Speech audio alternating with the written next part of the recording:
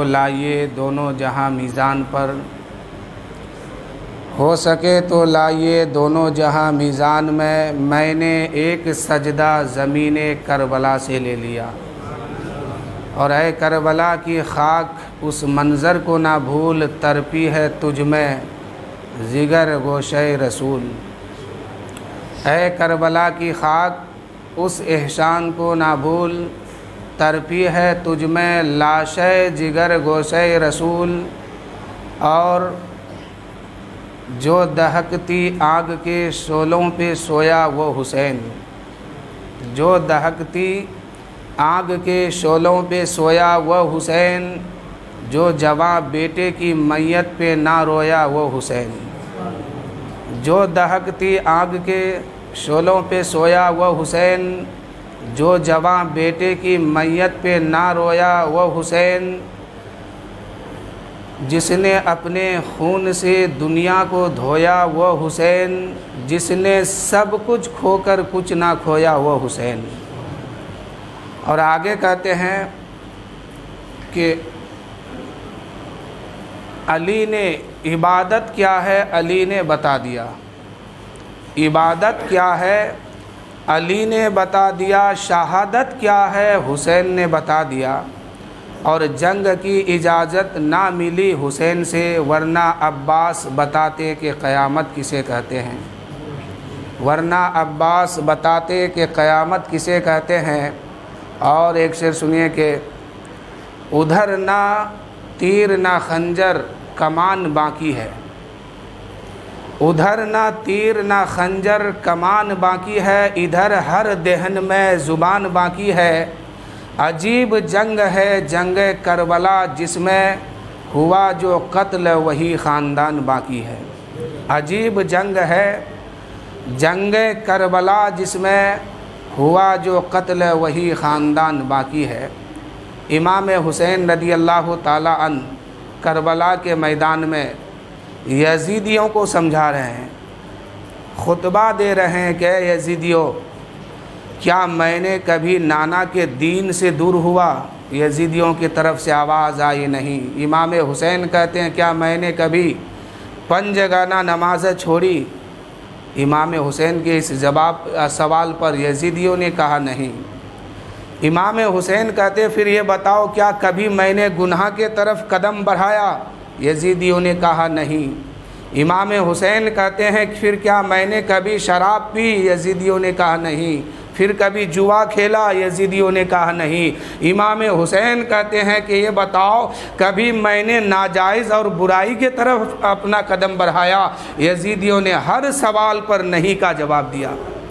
پھر امام حسین کہتے ہیں کہ پھر تم لوگ آج مجھے مارنے کے چکر میں کیوں ہو؟ رسول اللہ صلی اللہ علیہ وسلم کے گلشن کو اجارنے کے چکر میں کیوں ہو؟ فاطمۃ الزہرا رضی اللہ تعالی عنہا کے آنچل کو پھاڑنے کے چکر میں کیوں ہو؟ زینب پاک کے سر سے چادر تطہیر کو چھیننے کے چکر میں کیوں ہو؟ یہاں سے اس بات کا پتہ ملتا ہے کہ مارو اس کو جو دین سے دور ہو رہا ہے۔ امام حسین کہتے ہیں کہ کیا میں نے کبھی پنجگانہ نماز چھوڑا؟ بہت اچھی طرح سے سمجھنا جملے کو۔ کیا میں نے کبھی شراب پیا؟ کیا میں نے کبھی جوا کھیلا؟ کیا میں نے کبھی دین سے بغاوت کی؟ ہر جملے پہ یزیدیوں نے کہا تھا نہیں۔ پھر امام نے فرمایا کہ پھر تم نے مجھے مارنے کی دھمکی کیوں دیا ہے؟ اس سنسان جگہ پہ مجھے گھیر کے کیوں لایا ہے؟ کربلا کے میدان میں مجھے روک کے کیوں رکھا ہے؟ میرا دانا کیوں بند کیا ہے؟ میرا پانی کیوں بند کیا ہے؟ مجھے بے بس کیوں کر دیا ہے؟ میری بیویوں کو تم نے بے کس کیوں کر دیا ہے؟ ہر جملے پہ یزیدیوں نے کہا تھا نہیں۔ امام حسین کہتے ہیں اے لوگوں میں جانتا ہوں میری شہادت ان لائنوں کے ہاتھوں سے ہونے والی ہے، لیکن میں آج دنیا میں اپنے کارنامے کو چھوڑ کے جاتا ہوں اس لیے کہ میں اس نبی کا نواسا ہوں۔ جب میرے نبی نے کوہ صفا پر کھڑے ہو کر کے اعلان کیا تھا اے لوگوں ادھر آؤ، اے لوگوں ادھر آؤ، جب تمام مکے کے لوگ جمع ہو گئے ہیں، تمام قرابت دار اور رشتہ دار جمع ہو گئے ہیں، میرے نبی نے ان لوگوں کو کھانے کھانا کھلایا ہے، میرے نبی نے ان لوگوں کو پانی پلایا ہے۔ اس کے بعد میرے نبی فرماتے ہیں اے لوگوں بتاؤ میں کون ہوں؟ لوگوں نے کہا تم محمد ابن عبداللہ ہو۔ میرے نبی نے فرمایا اے لوگوں بتاؤ میں کون ہوں؟ وہاں کے کفار و مشرکین نے ایک زبان ہو کے کہا تھا تم صادق الوعد الامین ہو، تم سچے ہو، تم اچھے ہو۔ میرے نبی نے فرمایا یہ بتاؤ تم نے مجھے سچا کیسے مان لیا ہے؟ تم نے مجھے اچھا کیوں مان لیا ہے؟ تم نے مجھے صادق الوعد الامین کیسے کہہ دیا ہے؟ کفار و مشرکین نے ایک زبان ہو کے کہا تھا اے محمد ابن عبداللہ ہم نے آپ کی 40 سال کی زندگی کو دیکھا ہے، آپ نے کبھی 40 سال میں جھوٹ نہیں بولا ہے۔ ہم نے آپ کی 40 سال کی زندگی کو دیکھا ہے، آپ نے کبھی کسی کی خیانت نہیں کی ہے۔ ہم نے آپ کی 40 سال کی زندگی کو دیکھا ہے، اس 40 سال میں آپ نے کسی کی کوئی برائی نہیں کی ہے، اس لیے ہم نے صادق الوعد الامین بھی کہا ہے، اس لیے ہم نے سچا بھی کہا ہے، اس لیے ہم نے امانت دار بھی کہا ہے۔ اللہ کے رسول فرماتے ہیں اے لوگوں سنو، جب تم لوگوں نے مجھے صادق الوعد الامین مان لیا ہے، سچا مان لیا ہے، اچھا مان لیا ہے، تو ایک اچھے کی اچھی آواز سن لو، ایک سچے کی سچی پکار سن لو، اللہ ایک ہے، میں اس کا رسول ہوں، قرآن میں دعوے حکمت ہے، تم اسے مان لو، مجھے اللہ کا رسول مان لو، اللہ ایک ہے وحدہ لا شریک ہے، اس کی پوجا کرو، یہ باطل خداؤں کو پوجنا چھوڑ دو۔ وہیں سے لوگوں نے نبی پر تیر برسانا شروع کیا، کوئی تلوار برسانا شروع کیا، کوئی پتھر چلانا شروع کیا۔ امام حسین کہتے ہیں اے لوگوں میں اس نبی کا نواسا ہوں، میرے نانا نے مجھ سے کہا تھا اے حسین دیکھنا جب دین دشمنوں میں پھنس جائے تو پہلے اپنے کیریکٹر کی ضمانت کفار سے لے لینا، پہلے اپنے کیریکٹر کی ضمانت دشمنوں سے لے لینا۔ کل کی تاریخ میں میرے نبی نے جب اعلان کیا تھا کوہ صفا پر چڑھ کے، تو میرے نبی نے اپنی جو ہے کیریکٹر کی ضمانت جو ہے کفار سے لیا تھا، اور میرے نبی کے صادق الوعد الامین ہونے کی ضمانت کفار و مشرکین نے دیا تھا۔ حسین کہتے ہیں میں اسی نبی کا نواسا ہوں۔ میرے نانا نے فرمایا اے حسین جب دیکھنا کہ دین دشمنوں میں پھنس جائے تو اپنی ضمانت، اپنے کیریکٹر کی ضمانت پہلے دشمنوں سے لے لینا۔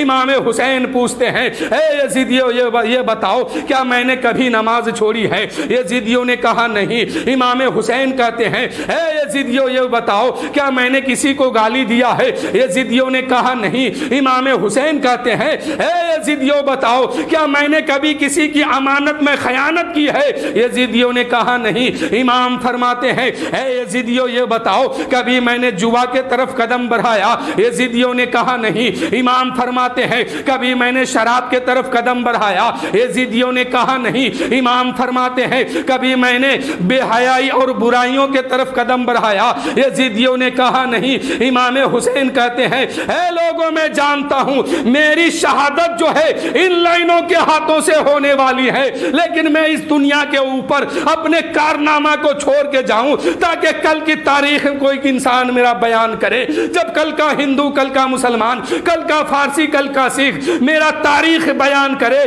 تو ساتھ ساتھ یہ بھی بولے کہ ان لوگوں نے حسین کو مارا تھا، جن لوگوں نے حسین کو سچائی ہونے کی گواہی دی تھی، ان لوگوں نے حسین کو مارا تھا، جن لوگوں نے حسین کو امانت ہونے کی گواہی دی تھی، ان لوگوں نے حسین کو مارا تھا، جن لوگوں نے حسین کو سچا بھی مانتے تھے، اچھا بھی مانتے تھے، امام بھی مانتے تھے۔ کل کی تاریخ میں اگر میرے نبی کو کوئی قتل کر دیتا تو عقل کی تاریخ یہ بتاتی کہ ان لوگوں نے مصطفیٰ جان رحمت کو قتل کیا ہے، جن لوگوں نے میرے نبی کو شہادت دیا ہے کہ یہ صادق الوعد الامین ہے، لیکن آج کی تاریخ یہ بتاتی ہے کہ ان لوگوں نے نبی پر پتھروں کی برسات کی ہے، جن لوگوں نے نبی کو سچا مانا ہے، ان لوگوں نے نبی پر تلوار سے وار کیا ہے، جن لوگوں نے نبی کو اچھا مانا ہے۔ آج کی تاریخ میں اگر کوئی امام کے تاریخ بیان کریں گے تو ساتھ ساتھ یہ بھی بولیں گے کہ حسین کو ان لوگوں نے مانا ہے جو حسین کی عظمت کو بھی جانتا تھا، حسین کی رفت کو بھی جانتا تھا،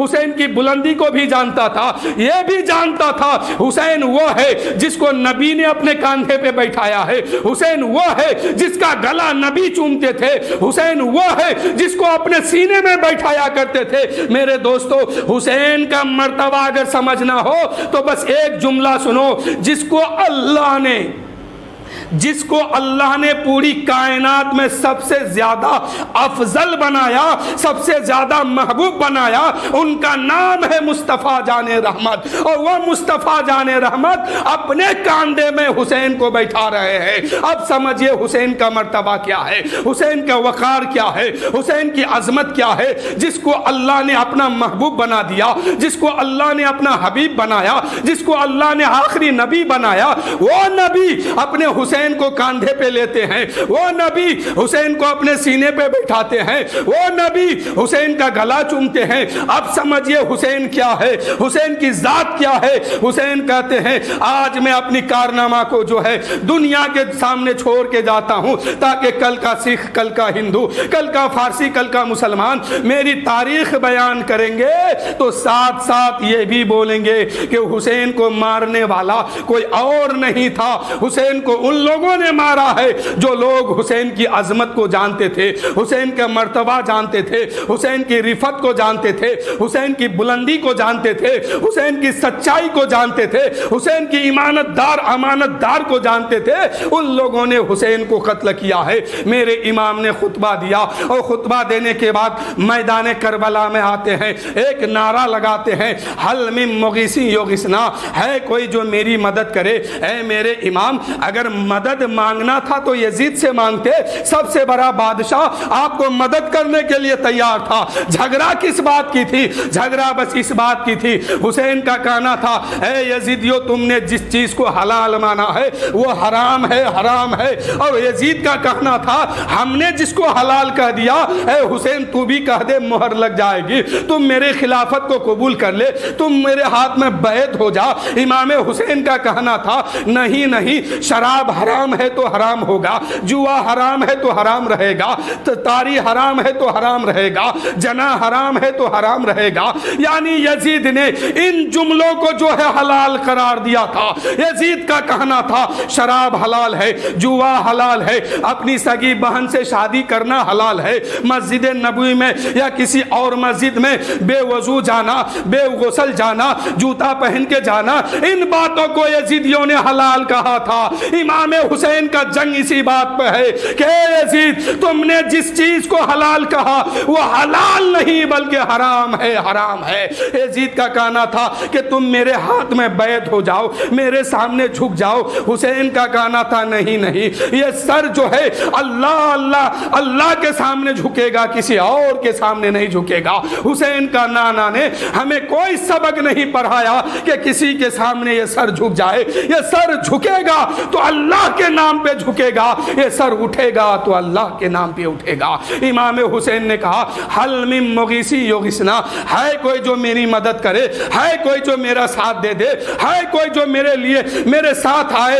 اے میرے امام، اگر آپ کو مدد مانگنی تھی تو یزید سے کیوں نہیں مانگا؟ یزید سب سے بڑا بادشاہ تھا، اور اگر آپ اس سے مانگتے تو وہ مدد کرنے کے لیے تیار تھا، لیکن میرے امام آپ ان یزیدیوں سے مدد کیوں مانگتے ہیں؟ میرے امام کا جملہ ہے اے لوگو تم نہیں سمجھتے ہو، میں ان سے مدد یہ نہیں مانگتا ہوں کہ آؤ مجھے پانی پلا دو، آؤ مجھے کھانا دے دو، آؤ میری حفاظت کرو، آؤ میرے ہاتھ پیر چومو، آؤ مجھے میری مدد کرو۔ نہیں نہیں، میں ان سے مدد اس لیے نہیں مانگتا ہوں، بلکہ میں مدد اس لیے مانگتا ہوں آؤ نبی کی شریعت کو بچانے میں میری مدد کرو، آؤ دین کو بچانے کے لیے میری مدد کرو، آؤ میرے ساتھ آ جاؤ، دین کو بچانے میں یزیدیوں کے تلوار کے نیچے لیٹنے میں میری مدد کرو، دین کو بچانے کے لیے یزیدیت کے جیل میں جاتے ہوئے میری مدد کرو۔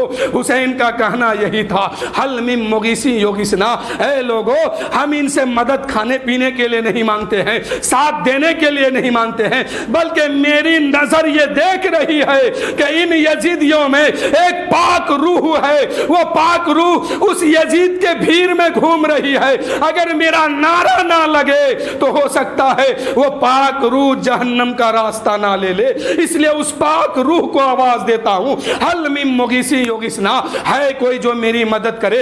اس جملے کو حر بن ریاحی نے سمجھا، حر بن ریاحی نے سنا تو کہا کہ یقیناً اب ادھر جو ہے جہنم ہے، ادھر جنت ہے، ہو سکے تو جنت میں جانا چاہیے۔ حر نے اپنے گھوڑے پہ بیٹھا ہے۔ یہ حر بن ریاحی کون ہے؟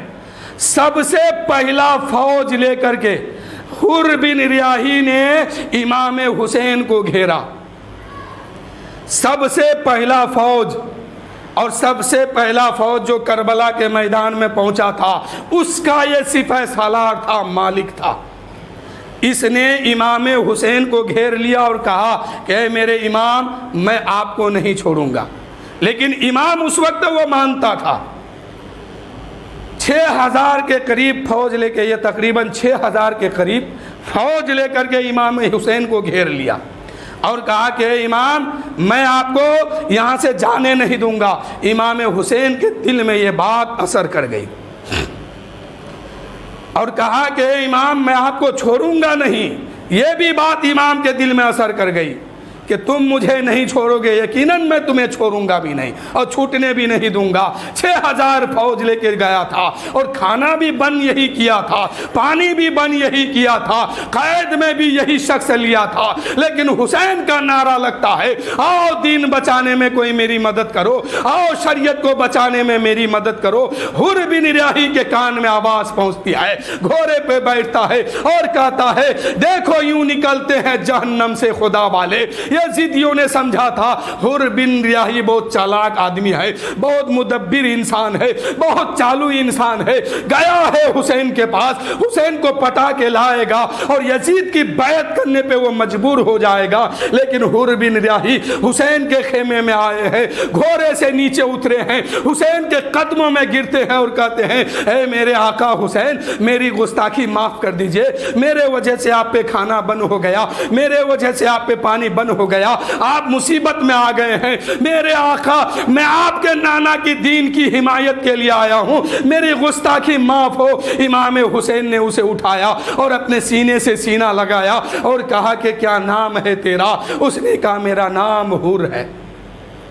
इमाम हुसैन कहते हैं, हुर का माने ही होता है आजाद। ऐ हुर, तुम जहन्नम से आज़ाद हो, आज़ाद।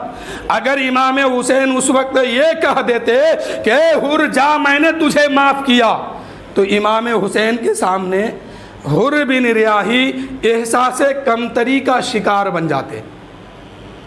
लेकिन वो रसूलुल्लाह की औलाद है, नबी का घराना है, वो किसी को एहसास कमतरी का शिकार कैसे बनाते? वो एहसास बरतरी का दौलत बांटने के लिए दुनिया में आए हैं, वो किसी को एहसास कमतरी का शिकार ना बनाते हैं, नहीं बनाते हैं। हुर बिन रियाही से मेरे इमाम फरमाते हैं, ए हुर खड़े हो जा, तेरी माँ तेरा नाम हुर रखा है, तू जहन्नम से आज़ाद है, जा, मैंने तुम्हें आज जहन्नम से आज़ादी दे दी।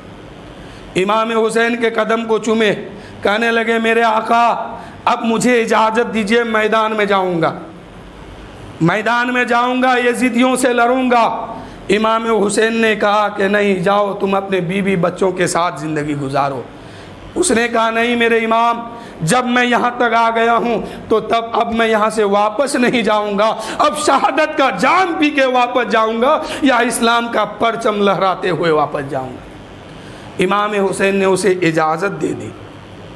हुर बिन रियाही मैदान में उतरते हैं, यजीदियों से मुकाबला हुआ। यजीदी समझ रहे थे कि हुर बिन रियाही की ताकत क्या है, वो मुझे मालूम है। हुर बिन रियाही के सामने 1, 2, 4, 10 आदमी करके आना शुरू हुआ। हुर बिन रियाही की तलवार चमकती है, 10 आता है वो भी कत्ल होता है, 5 आता है वो भी कत्ल होता है, 1 आता है वो भी कत्ल होता है। यानी अब हुर बिन रियाही की तलवार जो है हवाओं से बात कर रही है।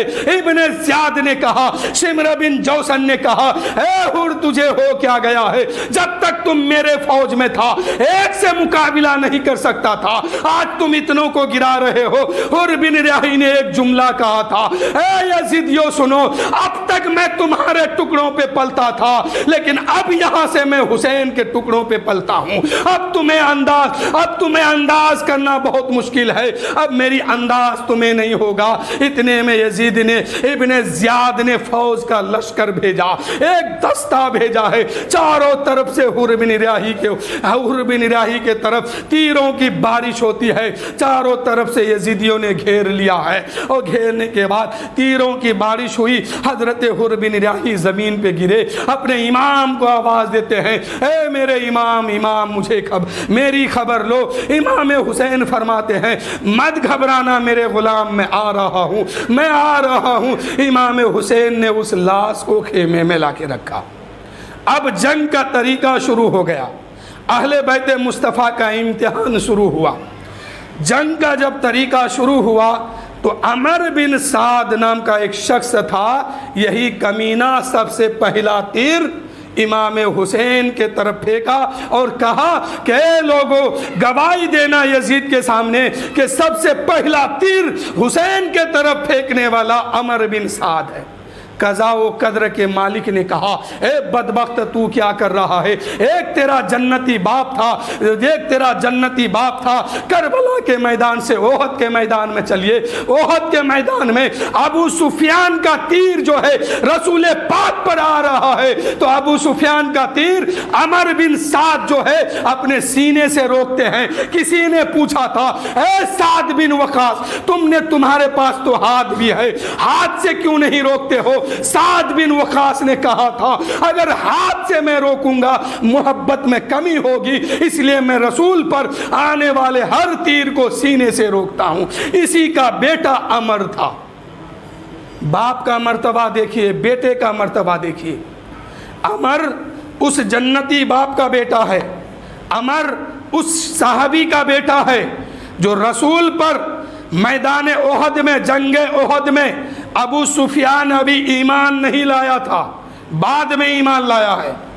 ابو سفیان اس وقت ایمان نہیں لایا اور رسول پاک پر نشانہ بنا کے تیر مار رہا تھا، تو سعد بن وقاص اسی جنگ میں اس تیر کو ہاتھ سے نہیں روکا، اس خیال سے کہ محبت میں کمی ہوگی، اور اپنا سینہ آگے بڑھاتے ہیں، جتنا تیر آیا ہے سارے تیر کو اپنے سینے سے روکا۔ اسی کا بیٹا عمر بن سعد ہے، اسی کا بیٹا عمر ہے۔ پہلا تیر حسین کے طرف چلایا۔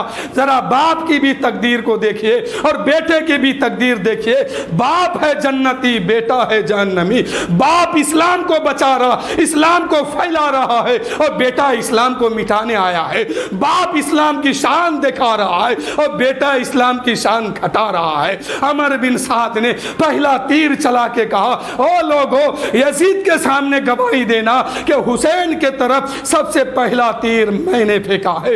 اب جنگ کا جب طریقہ شروع ہو گیا، اہل بیت مصطفیٰ تمہارا امتحان شروع ہو گیا ہے۔ حضرت زہیر بن قیوم اہل بیت سے محبت رکھنے والے تھے، غلامان اہل بیت سامنے آتے ہیں اور کہتے ہیں او ظالموں، اگر مقابلہ کرنا ہے تو ہمارے سامنے آؤ۔ حضرت زہیر بن قیوم آگے بڑھتے ہیں اور میدان میں اترتے ہیں، ظالموں سے لڑتے ہیں، یزیدیوں سے لڑتے ہیں، جام شہادت پیتے ہیں۔ جب جان دے رہے تھے اپنے امام پر تو امام کو آواز دیتے ہیں میرے امام میری خبر لو، میرے امام آپ کا غلام جا رہا ہے، میری خبر لو۔ امام حسین وہاں دوڑتے ہوئے جاتے ہیں۔ مسلم حضرت زہیر بن قیوم کہتے ہیں اے میرے امام، اس جنگ میں، اس کربلا کے میدان میں خیمے کے اندر میرا ایک دوست ہے مسلم بن اوسجا، انہیں بلا دو تاکہ میں ان سے کچھ بات کر لوں۔ مسلم بن اوسجا کو بلایا گیا اور کہا اے مسلم بن اوسجا، تم بھی اپنے آقا پر ایسے ہی گردن دے دینا، ایسے ہی جان دے دینا۔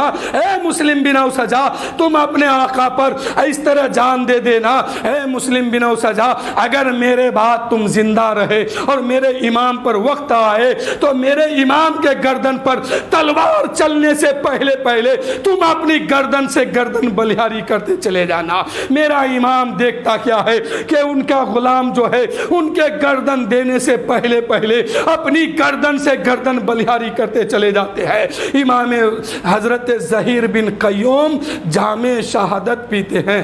اس کے بعد مسلم بن اوسجا میدان میں گئے۔ جب مسلم بن اوسجا میدان میں گئے، जाने के बाद वो भी जामे शहादत नोश फरमा रहे हैं तो आवाज़ देते हैं, ए मुस्लिम बिन, ए मेरे इमाम, मेरी खबर लीजिए। इमाम हुसैन ने उस लाश को उठा के अपने खेमे में लाते हैं और बैठ जाते हैं, और इमाम मुस्लिम की जो है जिस्म जो है इमाम हुसैन के जान पर ढल गया था, उनका सर उसके जान पे ढल गया था। इतने में खेमे हुसैनी से एक 10 साल का बच्चा अपने कमर में लंगी सी तलवार लगाकर मैदान करबला में भाग रहा है, और मैदान करबला में उतर गया है। इमाम हुसैन की नजर पड़ती है, आवाज देते हैं, ए मेरे गुलामों जरा जल्दी करो, उस बच्चे को पकड़ के लाओ। वो किसका लाल है जो मैदान में जा रहा है, वो किसका बेटा है जो मैदान में उतरा है। मेरे दोस्तों, यहाँ से फितरत ने आवाज दी है, यहाँ से मशीयत ने आवाज दी है, ए मेरे इमाम, एक 10 साल का बच्चा मैदान में जा रहा है, तुम उसको बचाने की आवाज देते हो, मगर जब कल तुम्हारे सकीना को थप्पड़ मारे जाएंगे हुसैन, तो कोई नहीं होगा जो तुम्हारी बेटी को बचाने की आवाज देगा। आज इमाम हुसैन के सामने एक 10 साल का बच्चा आया है। इमाम हुसैन फरमाते हैं, ए बेटा, तू किसका लाल है, तू कहाँ जा रहा है, तू कौन है? उस बच्चे ने कहा, ए मेरे आका, आप मुझसे पूछते हैं कि मैं कौन हूँ, मैं कहाँ जा रहा हूँ, क्या करबला के मैदान में जा रहा हूँ। इमाम हुसैन ने फरमाया, किस लिए जा रहा है तू? उसने कहा, मैं अजमत हुसैनी पे जान देने जा रहा हूँ। इमाम ने फरमाया, किसने तुझे सजा के भेजा है मैदान में?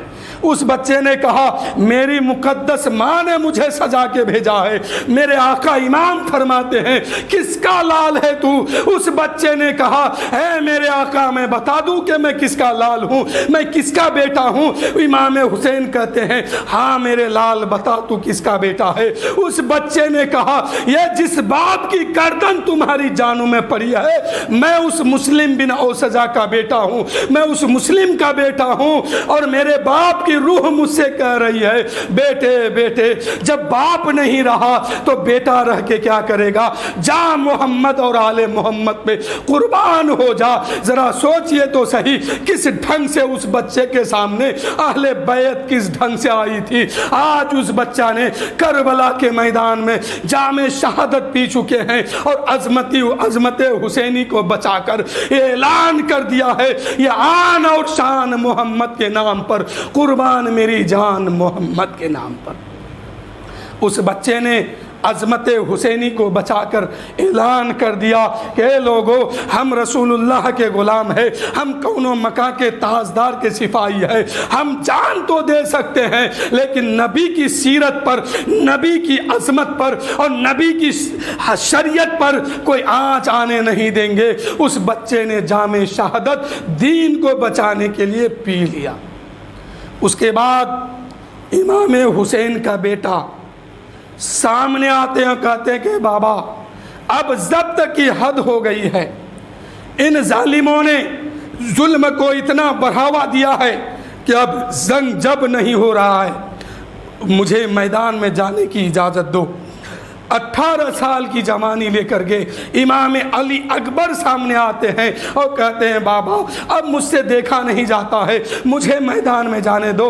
हज़रत इमाम हुसैन कहते हैं, ए बेटा, मैं कैसे तुम्हें जाने की इजाज़त दूँ, तुझे पाला है हज़रत ज़ैनब ने, जाओ अपनी फुफी से इजाज़त लो। हज़रत ज़ैनब की बारगाह में बच्चा गया है, रोने लगा है, अली अकबर रोते हैं। हज़रत ज़ैनब कहने लगी, ए फुफी मैं जा, हज़रत ज़ैनब कहने लगी, ए बेटा, मैं जानती हूँ तू किस लिए आया है, किस मुँह से तुम्हें मैदान में जाने कहूँ। वहाँ जो जाता है वापस नहीं आता है। 72 लोग शहीद हो गए हैं। इमाम हुसैन के साथ 72 साथी थे और 19 जो है अपने ख़ानदान के लोग थे। ये लोग शहीद होने वाले हैं और 72 साथी शहीद हो गए। फुफ्फी कहने लगी बेटा मैं किस मुंह से इजाजत दूं, इसलिए कि वहां जो जाता है वापस नहीं आता है। हजरत इमाम अली अकबर कहते हैं ऐ फुफ्फी फुफ्फी क्या तुम्हें वो दादा की वादा याद नहीं है जब मेरे नाना ने दावत जुलसीरा दी थी, पैगंबर ने अपने कराबतदारों को अपने रिश्तेदारों को बुलाया था, खाना खिलाया था, उसके बाद कहा था ऐ लोगों अल्लाह एक है, अल्लाह को मान लो, मैं उसका रसूल हूँ, मुझे मानो, मेरा कलमा पढ़ो और बातिल खुदाओं को पूजना छोड़ दो। लोगों ने पत्थर चलाया था, कोई तलवार चलाया था। मैदान मक्का में नाना के सर से जो खून बहा था उस खून की तकमील आज करबला में होने वाली है। मेरे दोस्तों अली अकबर कहते हैं ऐ फुफ्फी क्या वो वादा तुम्हें वो याद नहीं है जब मेरे नाना ने ये ऐलान किया था कि लोगों अल्लाह को एक मानो। सब ने गाली देता हुआ भागा था, कोई पत्थर चलाता हुआ भागा था। उस मैदान में एक छोटा सा बच्चा था, नन्ना मुन्ना सा बच्चा था, टांगे उसकी पतली पतली थी, बड़े खूबसूरत चेहरा था। उसने कहा था ए पैगंबर मैं आपके दीन की मकसद में हाथ बटाऊंगा, आपकी शरीयत को आगे लेके चलूंगा, आपका कलमा पढ़ूंगा, आपका दीन फैलाऊंगा। मसीहत कह रही थी ए बच्चा तूने इनके दीन के लिए हाँ किया है, कभी ना तो नहीं करेगा, इसलिए कि बच्चे की आवाज पर घमंड नहीं की जाती है। मसीहत कहने लगी ए बच्चा तूने इसके दीन के लिए हाँ कहा है, कभी ना तो नहीं करेगा। बच्चे ने कहा नहीं कभी ना नहीं करूंगा, इनके दीन के लिए हाँ किया है तो ये हाँ हमेशा हाँ ही रहेगा, कभी ना में तब्दील नहीं होगा। मसीहत ने पूछा ए बच्चा तूने इसके दीन के लिए हाँ किया है, इनका रास्ता जो है अमन के मैदान से लेकर के जंग के मैदान तक जाता है, क्या तुम साथ दोगे? बच्चे ने कहा हाँ साथ देंगे। मसीहत कह रही थी ए बच्चा तुमने हाँ किया है, अगर किसी रात कत्ले नबुवत की रात हो और बिस्तर पे तुझे सोना पड़े और तुझे मालूम हो कि इस बिस्तर पे सोने वाला आज कत्ल किया जाएगा तो क्या तुम साथ दोगे? बच्चे ने कहा हाँ देंगे, कभी ना नहीं करेंगे। उस बच्चे का नाम अली था, उस बच्चे का नाम अली था, अली। अब जब अली इस दुनिया से जाने लगे तो अपने बेटों को आवाज दिया, अपने खमीर और ज़मीर को आवाज़ दिया और क़यामत तक पैदा होने वाली अहले बैत की रूह को आवाज़ दिया ए बेटो मेरी इस हाँ की लाज रखना और इस हाँ को कभी ना में तब्दील ना करना। अली अकबर कहते हैं ए फुफ्फी जिस नाना की हाँ में हाँ मिलाई थी मेरे दादा ने, उसी नाना की दीन की हाँ में हाँ मिलाने जा रहा हूँ और यजीद की हाँ में ना मिलाने जा रहा हूँ। ऐ फुफी जिस नाना की दीन की हाँ में हाँ मिलाई थी मेरे दादा ने, उसी नाना के दीन में हाँ में हाँ मिलाने जाता हूँ और यजीद की हाँ में ना मिलाने जा रहा हूँ। मेरे दोस्तों हज़रत अली अकबर 18 साल की जवानी लेकर जब करबला के मैदान में आया तो यजीद के फौज ने अपनी तलवार फेंक दिया, तीरों कमान फेंक दिया और वापस खेमे में गया। इब्ने ज़ियाद ने कहा, अमर बिन साद ने कहा, सिमर ने पूछा ऐ यजीदियों क्या हो गया, तलवारें क्यों फेंक दिया, तीरों कमान क्यों फेंक दिया? यजीदियों ने कहा ऐ सिमर बिन जौशन हद हो गई बेहयाओं की, अरे हम हुसैन से लड़ सकते हैं अपने नबी से नहीं लड़ सकते हैं। यजीदियों ने कहा अपने नबी से हम हरगिज़ नहीं लड़ सकते हैं। सिमर ने कहा यहाँ तुम्हें नबी कहाँ नजर आते हैं? यजीदियों ने कहा वो देखो सामने कौन है। सिमर ने कहा तुम्हें धोखा होता है, वो नबी नहीं है, हम शक्ल नबी है, हम शक्ल पैगंबर है। मेरे दोस्तों अली अकबर का चेहरा नबी से मिलता जुलता था, हम शक्ल पैगंबर हजरत अली अकबर को कहा जाता है, हजरत अली अकबर को हम शक्ल पैगंबर माना कहा जाता है। जालिमों ने कहा ऐ यजीदियों ने कहा ऐ सिमर बिन जौशन हद हो गई बेहयाओं की, हम हुसैन से जंग करने आए हैं, यजीदियों से नबी से जंग नहीं करने کرنے آئے ہیں، اپنے نبی سے لڑنے نہیں آئے ہیں۔ شمر نے کہا تمہیں دھوکہ ہوتا ہے، دھوکہ، وہ نبی نہیں ہے، ہم شکل نبی ہے، ہم شکل پیغمبر ہے۔ یزیدیوں نے تیر و کمان کو سنبھالا اور یزیدیوں نے علی اصغر سے لڑنا شروع کیا۔ حضرت علی اکبر جو ہے ہزاروں لوگوں کو قتل کر کے اپنے خیمے میں واپس آتے ہیں اور کہتے ہیں بابا اگر ایک قطرہ پانی مل جاتا تو یزیدیت تو کیا ان کا نام بھی لینے والا کوئی دنیا میں آج باقی نہیں رہتا۔ امام حسین نے کہا بیٹا صبر کرو اور صبر کی راہ میں، عرفان کی راہ میں اپنے نانا مصطفیٰ جان رحمت شہادت کے بعد ان سے پانی مانگنا۔ میرے دوستو علی اکبر کہتے ہیں بابا اب علی کے چاند میں کوہن کے بادل چھانے والے ہیں۔ اتنے میں علی اکبر میدان میں آتے ہیں، ایک آواز شمر لین کی ابھری، اے حسین اپنے بیٹے کو سنبھالو، تمہارے بچے کے سینے میں ہماری ہنی کی کریاں پھنسی ہوئی ہے۔ زینب اپنے گود کے پالے کو دیکھ، تمہارے بچے کے سینے میں مقتل میں کربلا کے میدان میں ایک تیر جا کے پھنس گیا ہے۔ حضرت علی اکبر زمین پہ تڑپ رہے ہیں، باپ گئے ہیں دوڑتے ہوئے، اپنے بیٹے کو سنبھالتے ہیں۔ بیٹا کہتے ہیں بابا پیاس بہت لگی ہے، درد بہت ہوتا ہے، تکلیف بہت ہوتی ہے، اس تیر کو نکالو۔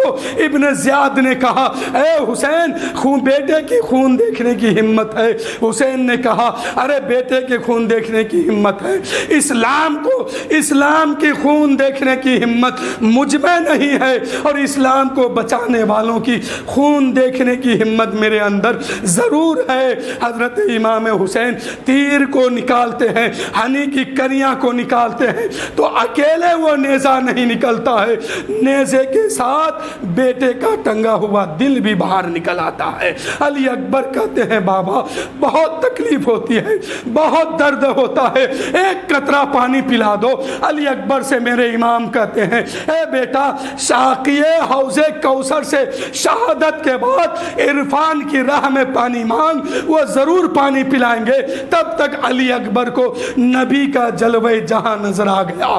علی اکبر کہتے ہیں اے بابا جس نے بھی مصطفیٰ جان رحمت کو کہیں سے بھی پکارا ہے، کسی بھی دل جلے نے میرے نبی کو آواز دیا ہے، مصطفیٰ جان رحمت وہیں سے ان کی مدد کر دیتے ہیں، وہیں سے ان کی مدد کر دیتے ہیں۔ علی اکبر کہتے ہیں بابا آج نگاہوں کے سامنے میرے مصطفیٰ جان رحمت ہے، اور میرے نانا کہتے ہیں اے بیٹا علی اکبر اپنے باپ سے پانی مت مانگ، حوض کوثر میں آ اور پانی پی، اور میرے بیٹا حسین کو جا کے خوشخبری دے کہ شہادت کے بعد ان کا نانا اس کے لیے پانی لے کے انتظار کر رہے ہیں۔ تو میرے دوستو کربلا کا میدان کوئی آسان نہیں ہے، بہت مشکل گھڑی ہے۔ درود شریف پڑھیے اللہم صلی علی سیدنا شفیعنا حبیبنا صلو علیہ الصلاۃ والسلام علیک یا رسول اللہ صلی اللہ تعالی علیہ وسلم۔ کربلا میں اب اہل بیت شہید ہو رہے ہیں۔ حضرت علی اکبر امام حسین کا بڑا بیٹا ہے، شہادت کا جام پی لیے۔ اس سے آگے کی بات انشاءاللہ آنے والے جمعہ کو میں مختصر انداز میں شہادت تک پہنچاؤں گا۔ اور ایک مسئلہ سن لیجئے، جیسے ہی محرم کا چاند ہوتا ہے کچھ لوگ مچھلی کھانا بند کر دیتے ہیں، کچھ لوگ مچھلی کھانا بند کرتے ہیں، کوئی روٹی بنانا بند کر دیتے ہیں، کوئی چاول کھانا بند کر دیتا ہے تو کوئی گوشت کھانا بند کر دیتا ہے، کوئی سبزی کھانا بند کرتا ہے، اور کہیں کہیں تو دودھ بھی پینا بند کرتا ہے۔ اگر بند کرنا ہے تو میں بتاؤں پانی پینا بند کر دو 10 دن۔ کیوں؟ علی اکبر علی اصغر جب شہید ہو گئے تو علی اصغر کی ماں اس کے بعد دنیا میں جب تک رہی ٹھنڈا پانی انہوں نے کبھی نہیں پیا۔ اور علی اصغر جس وقت شہید ہوئے تھے وہ کھلے ہوئے آسمان تھا، سورج سر پہ تھا۔ اس کے بعد علی اصغر کی ماں کبھی چھاؤں پہ نہیں بیٹھی۔ کرنا ہے تو یہ کر کے دکھاؤ۔ تو شریعت نے دین کے اندر کسی بھی دن مچھلی کھانا، گوشت کھانا، مرغا کھانا، پلاؤ کھانا، روٹی بنانا، چاول بنانا، دودھ پینا، پانی پینا، ٹھنڈا پینا منع نہیں ہے۔ کچھ لوگ تو یہ جاہلانہ حرکت کرتے ہیں کہ جب تیجا کا دن آئے گا تو مچھلی شوق سے خریدتا ہے اور کھاتا ہے۔ ذرا سا بھی شرم و حیا نہیں آتا کہ وہاں خاندان لوٹ گیا ہے، چھوٹے چھوٹے بچے دین بچانے کے لیے قتل ہوئے، شہید ہوئے، اور یہاں مچھلی کھانے میں لگا ہوا ہے۔ تو نہ بالخصوص کسی دن کھانے کی اجازت ہے، نہ اس کو چھوڑنے کی اجازت ہے۔ آپ ہر دن مچھلی کھا سکتے ہیں، ہر دن بنا سکتے ہیں، اور روکنا ہے تو ہر دن روک بھی سکتے ہیں۔ نہ تیجا میں بالخصوص آپ کھائیں، نہ 10ویں محرم میں کھائیں، یہ سب جاہلانہ حرکت ہے، اس سے پرہیز کیجیے۔ تیجا کا دن آئے، اگر اس دن ماحول بن گیا کہ مچھلی بنتا ہے، مچھلی بنایا جائے، تو آپ اکثر اس دن مچھلی مت بنائیے تاکہ اس کی بغاوت ہو، اس سے لوگ بچے، قوم بچے۔ اس کو میرے دوستو ہم سب کی ذمہ داری ہے کہ اپنے قوم کو جہنم سے بچا لیں، ورنہ جہنم تو منہ کھول کے بیٹھا ہے کہ جلدی آؤ میرے اندر۔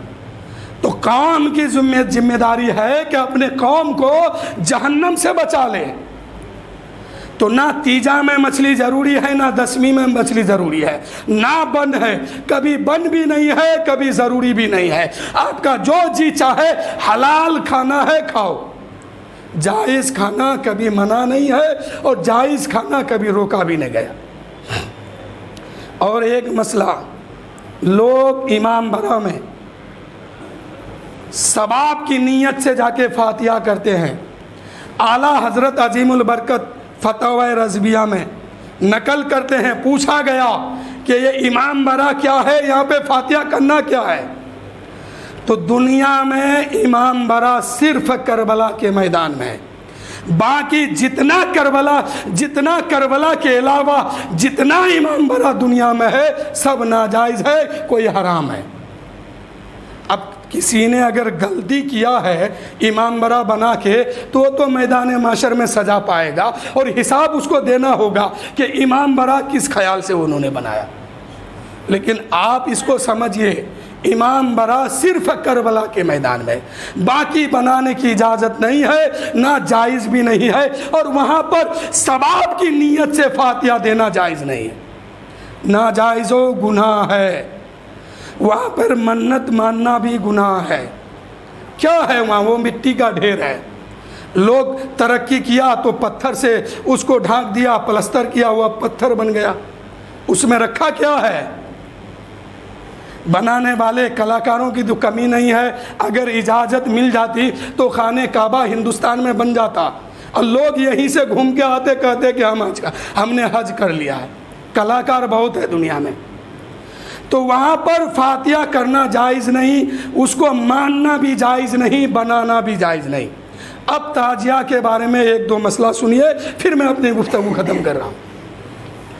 تعزیہ بنانے والا سب سے بڑا بےہودہ اور جہنمی شخص کون ہے جانتے ہیں؟ شیطان کہیے یا سلطان کہیے، تیمور بادشاہ ہے۔ انہوں نے ہندوستان میں لایا اس کو، اور جب تک وہ زندہ رہا تب تک تو معاملہ ٹھیک رہا۔ جیسے ہی یہ شیطان مرا، اس کے بعد لوگوں نے تعزیہ اتنا فیمس کر دیا کہ ہر محلے میں آج تعزیہ ہے۔ اعلیٰ حضرت سے پوچھا گیا، پھر کتاب کا میں نام لیتا ہوں، فتاوی رضویہ میں آپ جا کے پڑھیے دیکھیے، اعلیٰ حضرت سے سوال ہوا، تعزیہ کے سامنے منت مانگنا، فاتحہ کرنا، دھاگا باندھنا، دودھ چڑھانا، اس کے سامنے ادب و احترام سے کھڑا ہونا کیا ہے؟ اعلیٰ حضرت لکھتے ہیں ناجائز ہے۔ تعزیہ بنانا بھی ناجائز ہے، اس کو ادب کی نیت سے دیکھنا حرام ہے، اور منت مانگنا ناجائز ہے۔ لوگ کیا کرتے ہیں؟ छोटे छोटे बच्चे को वहाँ लेके जाएंगे, उसके हाथ से धागा बनवाएंगे ताजिया में, दूध लेके जाएंगे, उसके ऊपर उछलते हैं, फातिया शहनी लेके जाएंगे, वहाँ रख करके फातिया करते हैं। ये सारी बात जो है खुराफात है। वहाँ फातिया करना भी जायज़ नहीं है, वहाँ पर धागा बांधना भी जायज़ नहीं है, उसको देखना भी जायज़ नहीं है। अगर मेरी बात से अगर किसी को शक हो तो फतावा रज़बिया खोलिए और उठा के पूरे तफसीर को पढ़िए कि इसके बारे में क्या हुर्मत आई है। बनाने वाला कोई शैतान था, उसने हिंदुस्तान में ये रिवाज जाहिर किया और वहीं पर उसने मकाम भी बनाया जिसको इमाम बारा कहते हैं, मकबरा कहते हैं। तो ये मेरे दोस्तों, इन खुराफातों से बचिए।